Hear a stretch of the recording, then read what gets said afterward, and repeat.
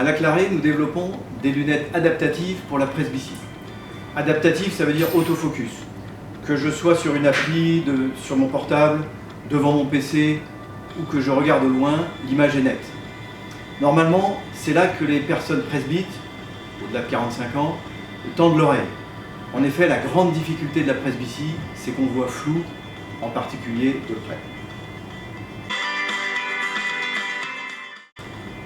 Mon nom est Bruno Berge, je suis physicien et entrepreneur avec une bonne vingtaine d'années d'expérience dans la microfluidique appliquée à l'optique. Avec moi, il y a Jessica Jarose, spécialiste d'instrumentation pour la vision, et toute une équipe technique que je n'ai pas le temps de nommer ici. Nous sommes en phase active de recrutement, en particulier dans le domaine du business développement et de l'industrialisation. Nous utilisons une technologie de rupture avec une membrane extrêmement fine dans le verre de lunettes et des actionneurs microfluidiques dans les branches. Cette technologie est brevetée, elle offre un grand confort de vision à toute distance et elle offre un degré élevé de miniaturisation grâce à sa faible consommation électrique.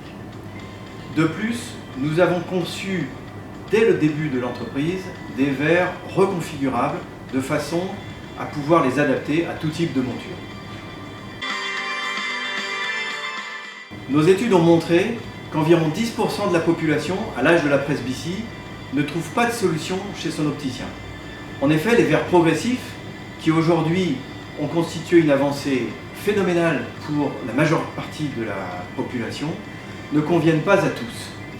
Certaines personnes sont très gênées et ces personnes constitueront notre premier marché. C'est pour elles que nous avons créé la Claré. Nous allons finir de développer le produit. Ça veut dire travailler avec nos partenaires, continuer à tester les différentes générations de prototypes avec des patients presbytes, ça c'est fondamental. Nous allons aussi travailler à l'obtention de l'autorisation de mise sur le marché. En effet, une paire de lunettes est un dispositif médical. Enfin, nous allons travailler avec les opticiens de façon à ce que notre paire de lunettes soit disponible dans leur magasin en 2023. Ce sera le début de l'aventure industrielle de la Claré.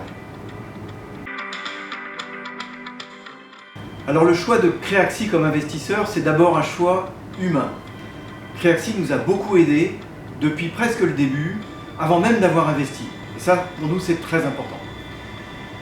Et de plus, Creaxi est un investisseur qui a un grand métier de l'accompagnement des entreprises en amorçage. Alors, les conseils pour des autres entrepreneurs. J'en aurai deux. Le premier, c'est écouter le marché. Ça paraît très banal. En fait, ça n'est pas tant que ça parce qu'avant d'écouter, il faut parler. Et ce serait ça mon premier conseil. Parlez de votre projet, n'hésitez pas à vous ouvrir, lâchez de l'information, en particulier vis-à-vis de vos futurs clients, de vos futurs partenaires. C'est eux qui vont vous retourner des choses très intéressantes et très importantes pour le projet. Et le deuxième conseil, c'est écoutez-vous.